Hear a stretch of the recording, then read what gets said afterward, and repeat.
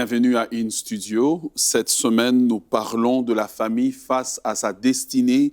Et dans le deuxième message de cette série, nous voulons aujourd'hui parler de l'autorité spirituelle des parents.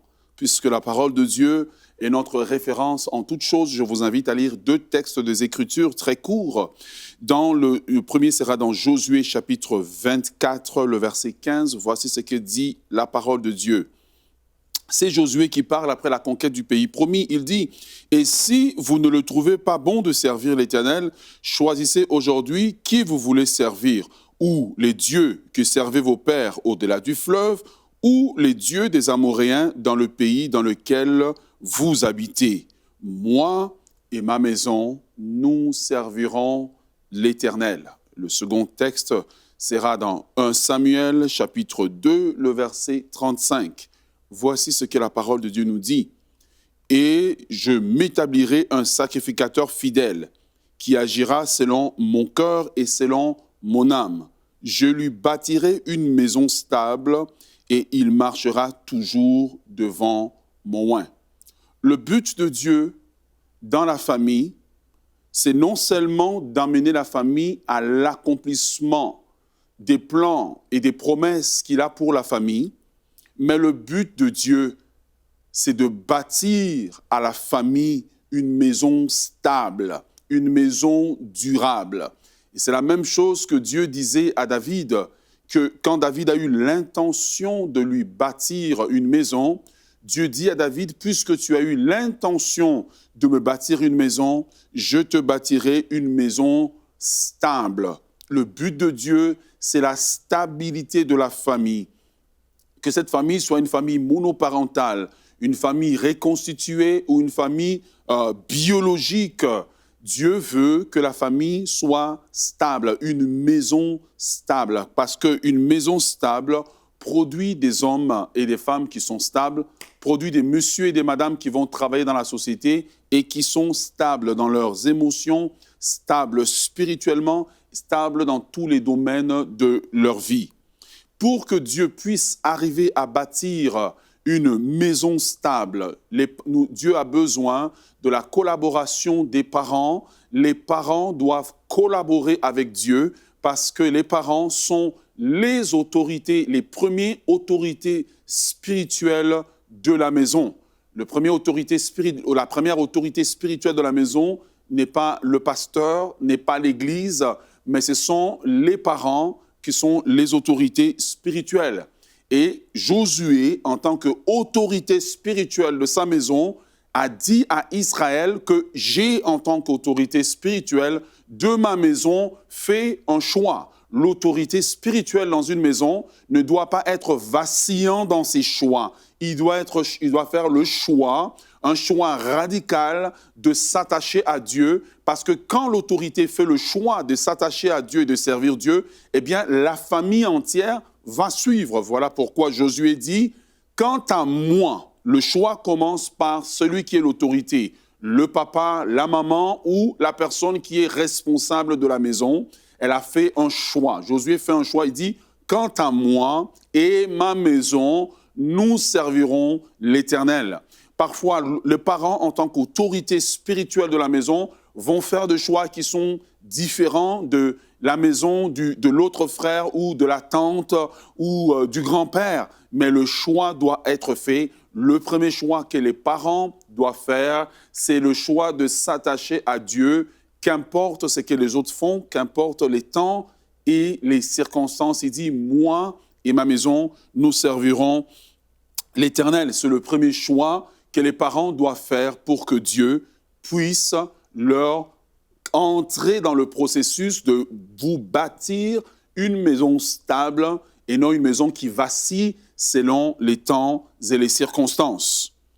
Alors, nous comprenons que les parents sont les autorités que Dieu a établies dans la famille, que Dieu a confié la destinée de la famille aux parents et que les parents sont responsables de collaborer avec le ciel pour que ce que Dieu a comme bénédiction, ce que Dieu a comme projet, puisse prendre effet dans la famille. Les parents, dans la maison, sont l'autorité spirituelle. Et l'autorité peut se définir comme le pouvoir ou la capacité de commander, d'être obéi. Et elle implique en fait la notion de la légitimité. Donc, lorsqu'on parle des parents comme étant l'autorité spirituelle, ça veut dire que ce sont l'autorité légitime que le ciel reconnaît.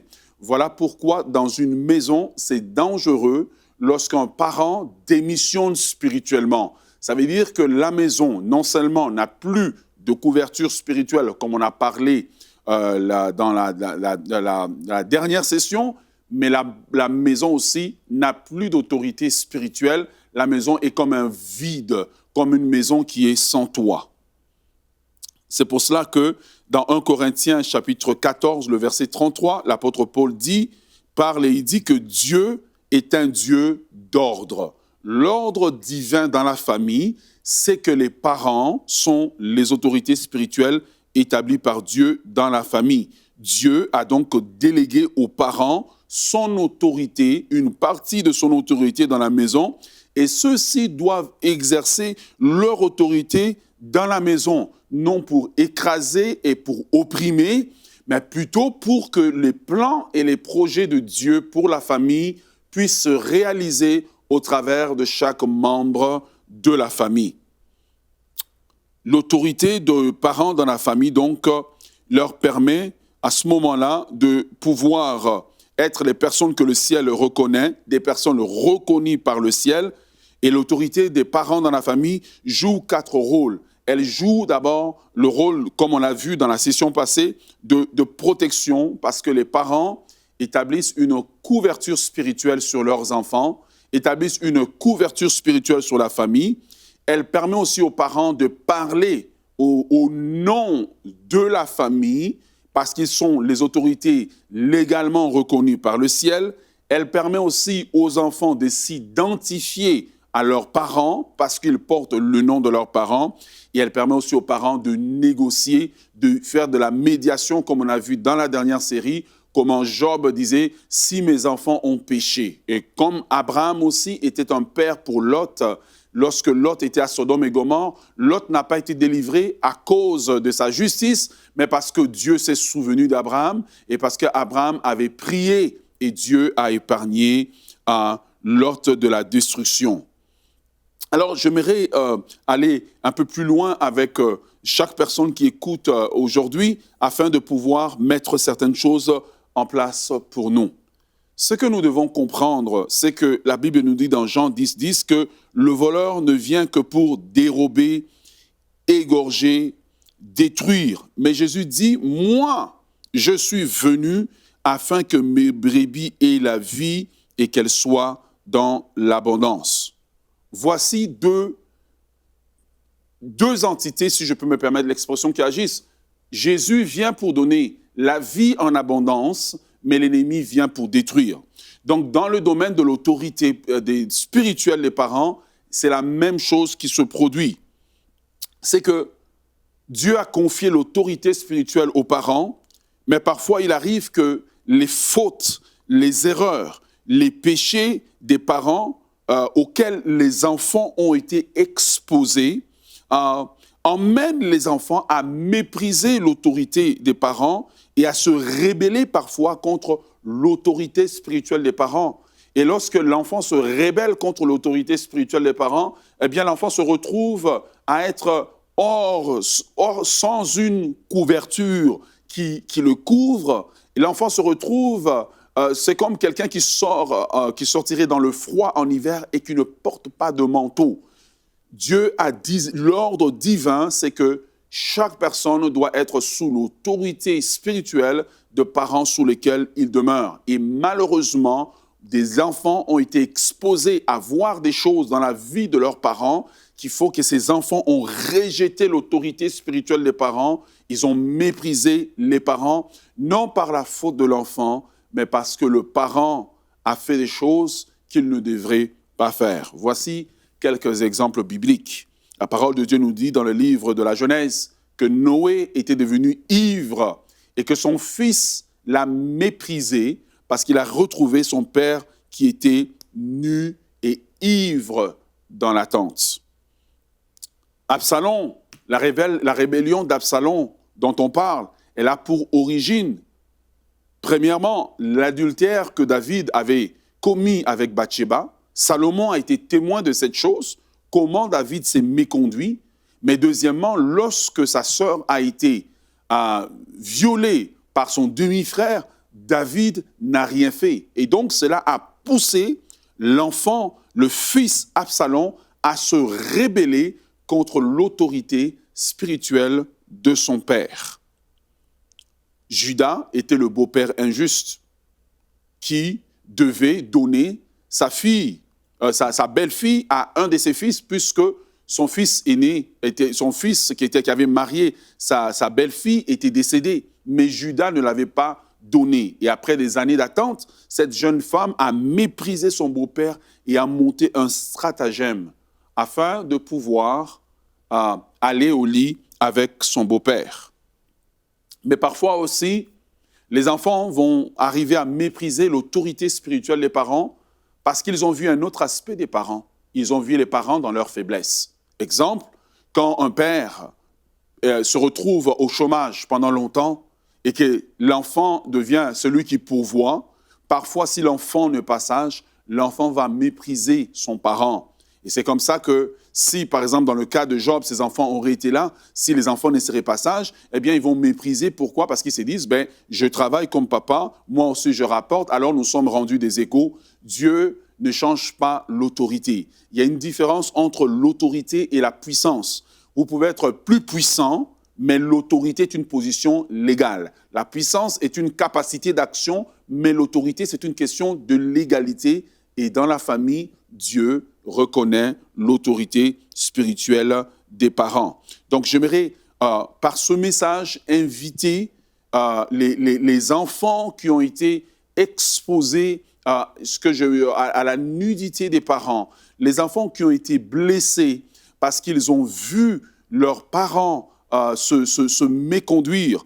J'aimerais inviter ces enfants à avoir un cœur d'amour envers leurs parents et à revenir sous l'autorité parce que vous ne pouvez pas briser l'ordre divin que Dieu a établi. Vous devez marcher sous la couverture spirituelle des parents parce que Dieu a mis la bénédiction de la famille dans la bouche des parents. Voilà pourquoi Dieu les a établis comme autorité spirituelle dans la maison.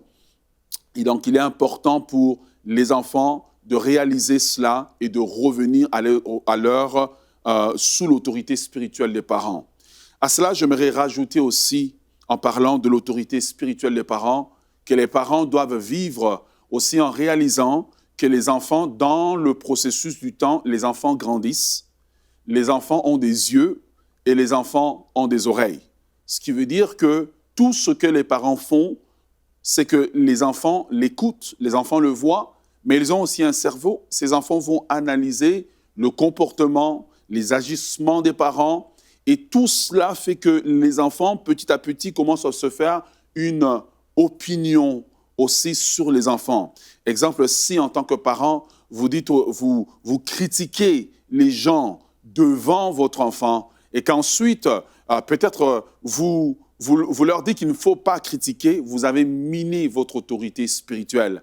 Les enfants ont une opinion et souvent, ils ne vont pas nécessairement toujours l'exprimer, mais l'opinion, ils vont la faire intérieurement. Donc, en tant que parents, c'est important pour nous de comprendre que Dieu a investi en nous une autorité spirituelle.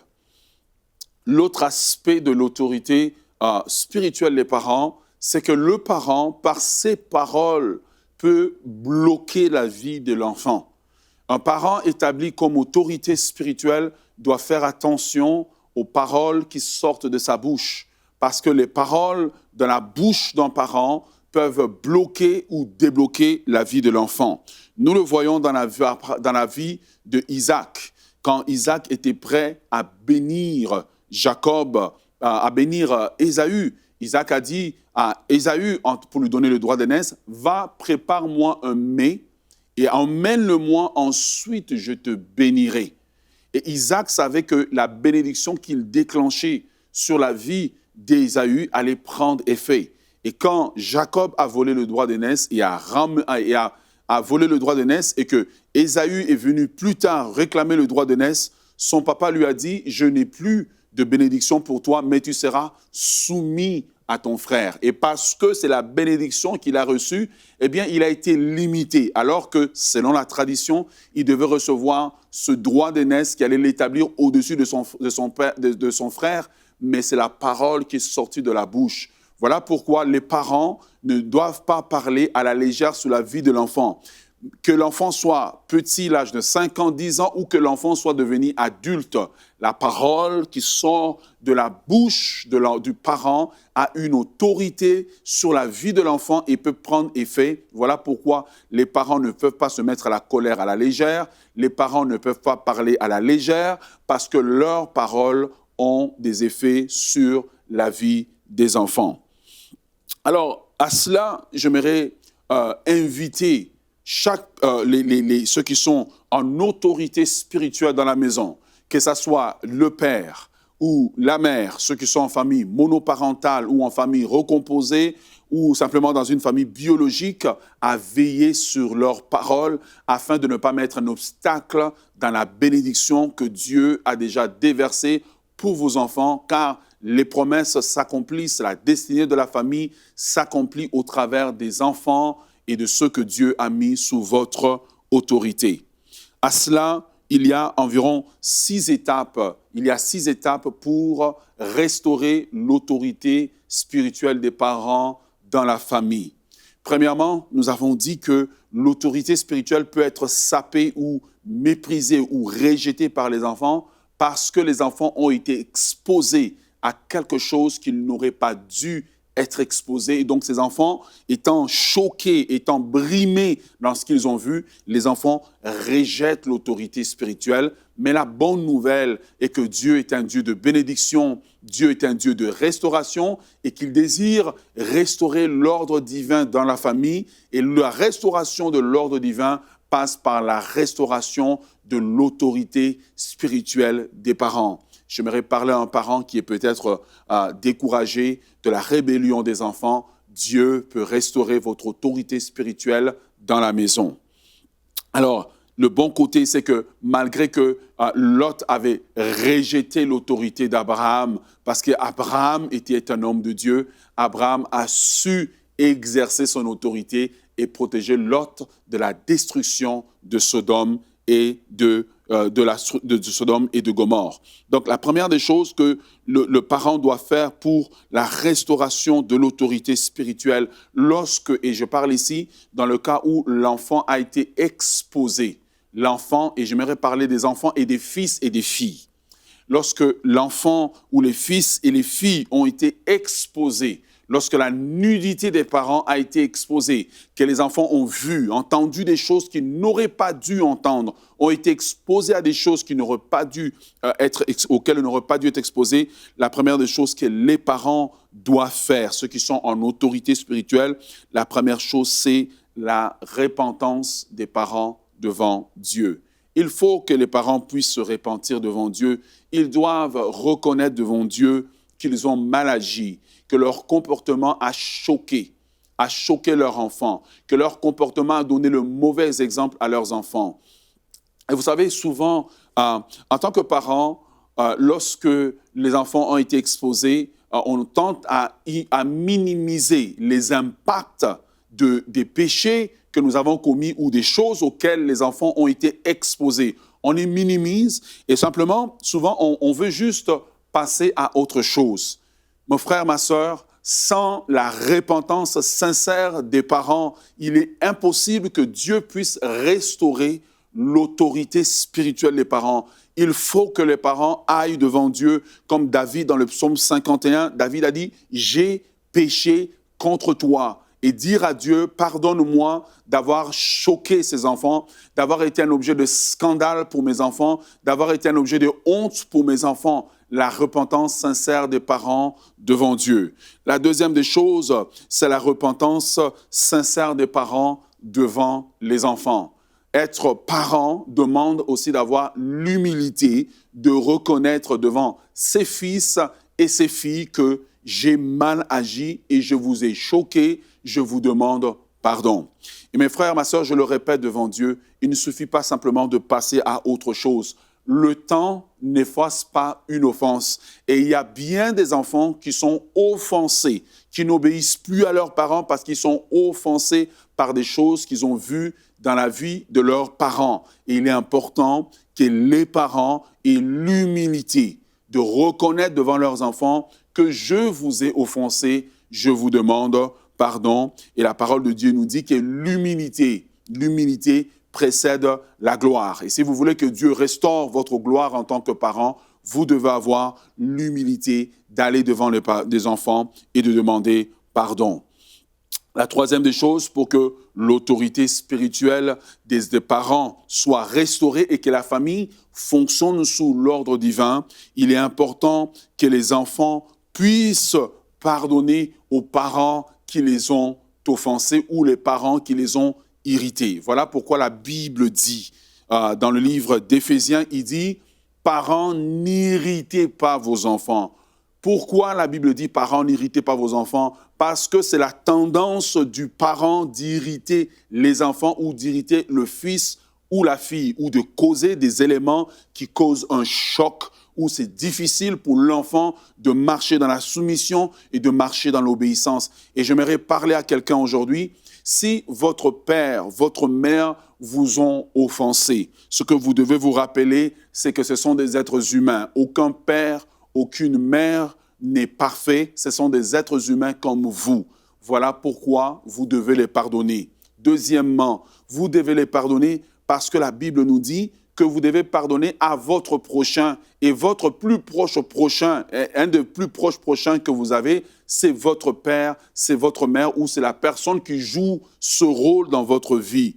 Troisième des choses, pourquoi vous devez pardonner à vos parents qui vous ont offensé? Parce que vous, sûrement, présentement, vous êtes parents ou un jour, vous serez parents. Et vous aurez aimé que si vous avez commis une offense envers votre enfant, que vous puissiez être pardonné par votre enfant. Et la loi de la réciprocité s'appliquera à vous. Si vous pardonnez aujourd'hui, si vous offrez la miséricorde en votre tour, la miséricorde vous sera offerte aussi. Et la parole de Dieu dit que la miséricorde triomphe du jugement. C'est quand vous offrez le pardon qu'à votre tour aussi, le pardon vous sera offert. Et souvent, les enfants ont du mal à pardonner les parents.